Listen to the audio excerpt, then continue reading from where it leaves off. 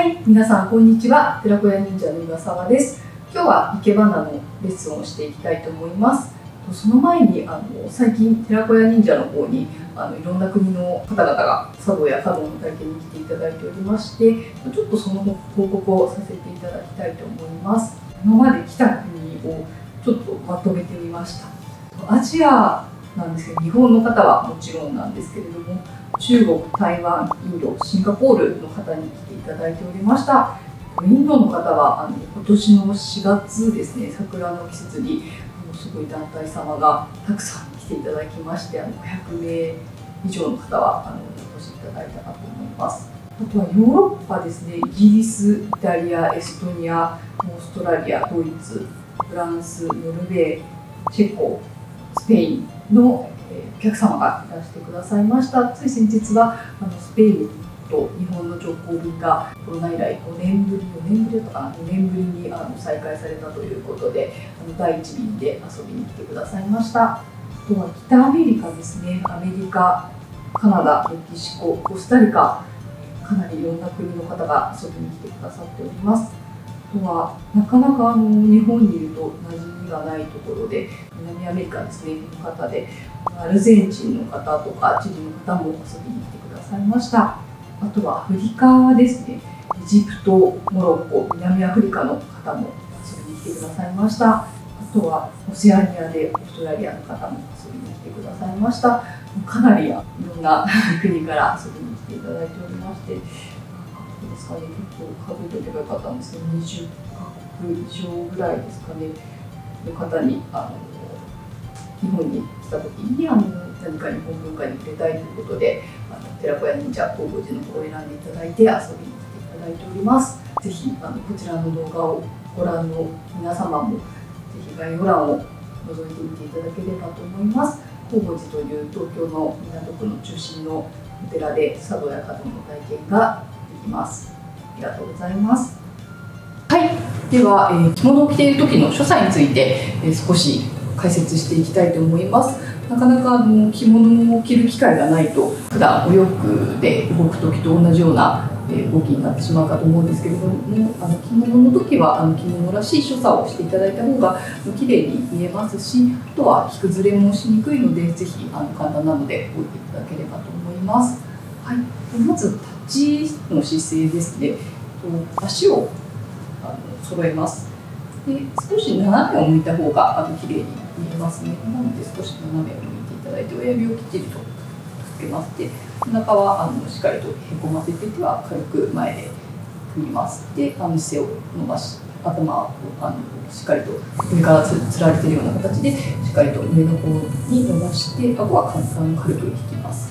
このような姿勢ですねが綺麗だと思います。次は着物の歩き方について少しお話ししていきたいと思います。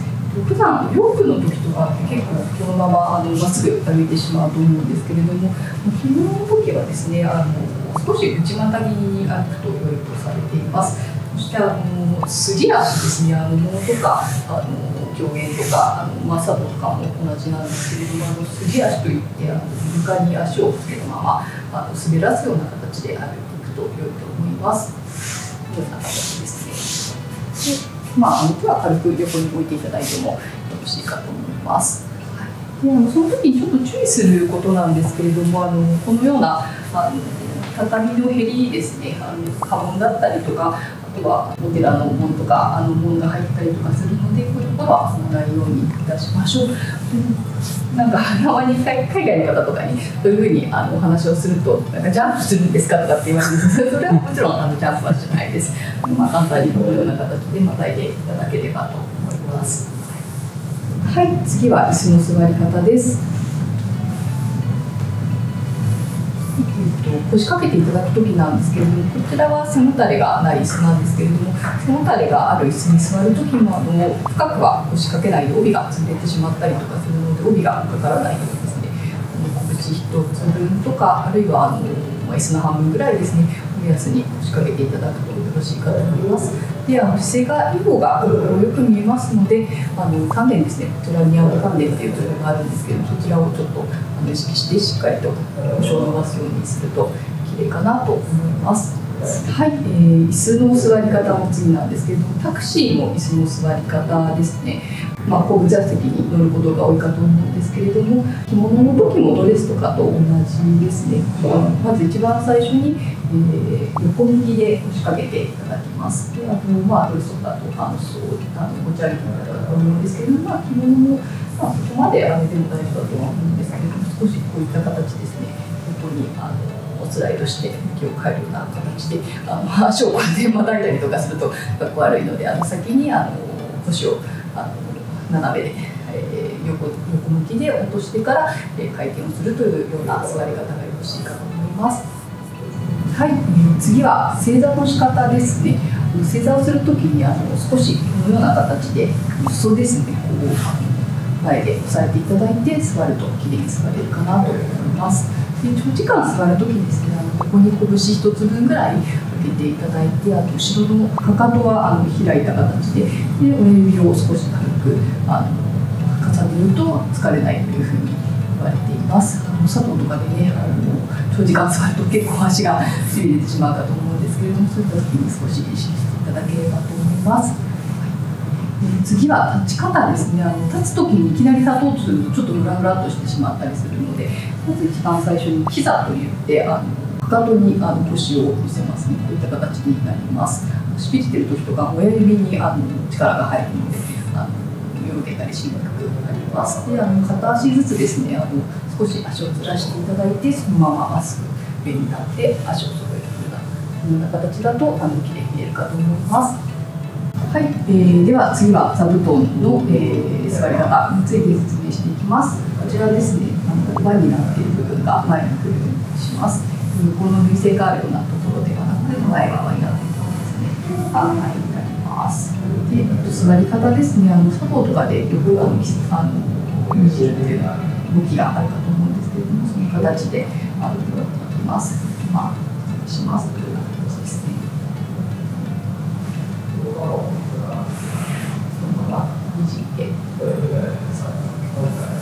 ますで、あと別場に押したりとかするとよろしいかなと思います。はい、座布団から取り方をお伝えしていきたいと思います。まずありがとうございましたみたいな形で押していただいて、同じですね、乗る時と同じような形でにじるんですけれども、このような形でそのまま降りていただくとよろしいかなと思います。座布団から降りるもう一つの方法をご紹介したいと思います。まず最初にですね、膝に立っていただきます。で、そのまま少し手をついて膝の方にかかっていくというような形ですね。で、正座をして1回ご挨拶するといいかなと思います。とても丁寧な印象になるかなと思います。はい、次は正座をした時のお辞儀の仕方について説明していきたいと思います。真行草と茶道では言われているんですけれども、丁寧な順から真行草という形ですね。最敬礼とかそういった形になるかと思います。はい、まず真からやっていきます。すべて手のひらをつけるような形になります。はい、続いて陽のお辞儀をしていきます。大体手の第2関節ぐらいですかね、つけるような形で少し芯よりは浅いお辞儀になります。で、宋のお辞儀ですね。宋のお辞儀は少し第1関節ぐらいですかね、少し指の先がつくまでで、茶道の時に問答している時とか、簡単な会釈みたいな形ですね、のお辞儀になります。すべて言えることなんですけれども、手はこうやってつくと、あんまりよろしくないので、このまま手を滑らせていくというような姿勢の形ですね。こういった形の方が日本人らしいかなと思います。はい、では今日は大きな生け花の方を少し作っていきたいと思います。まずこちらはあれかやしですね。あれかやし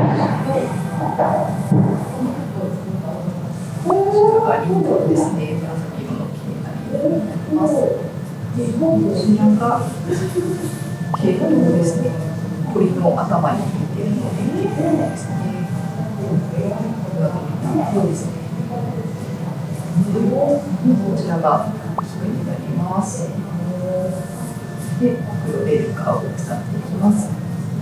まず最初に主となるものから開けていきたいと思います。では、こちらの毛糸を主役につけていきます。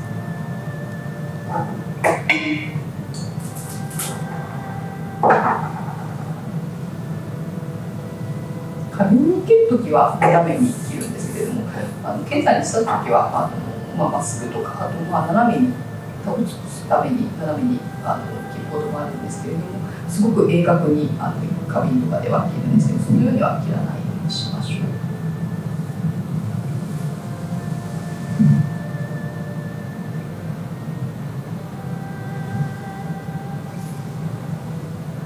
少し強調したいので見ていきます。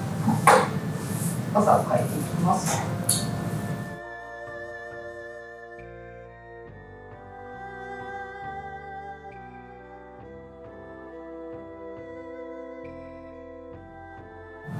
きれいでない葉は落としてしまいます。こ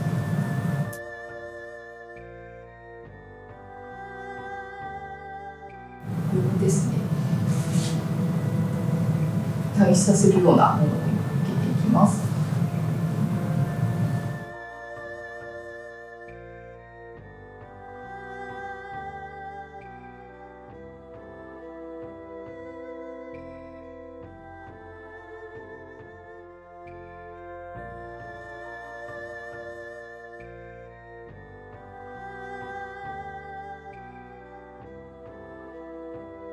こちらを折衷線にしていきたいと思います。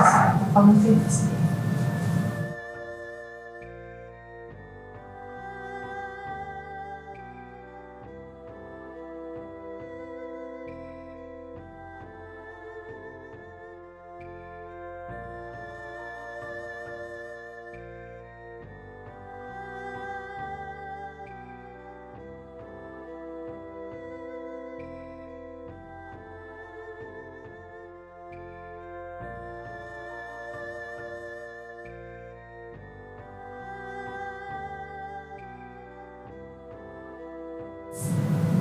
こういった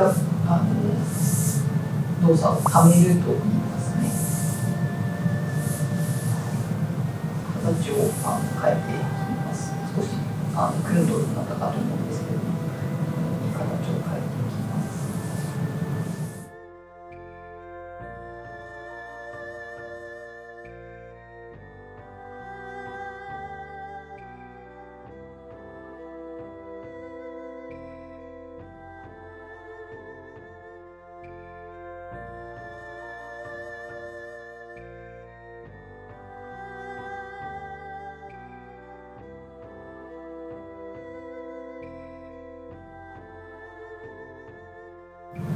少し菊の位置を変えたいと思います。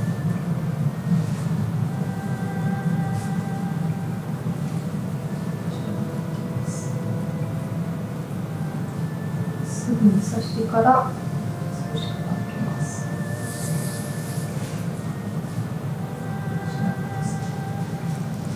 すぐに刺してから傾けます。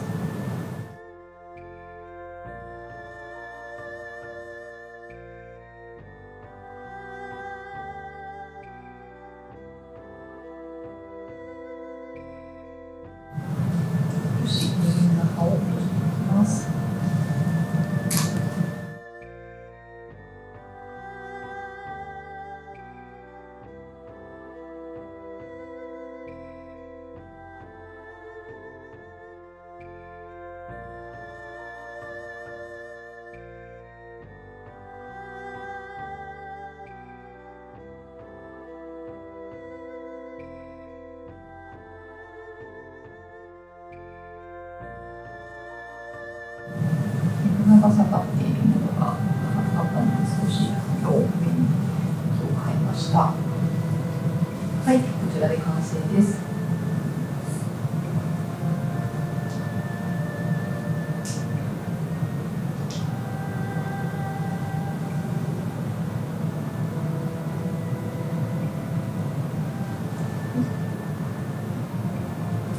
ました。は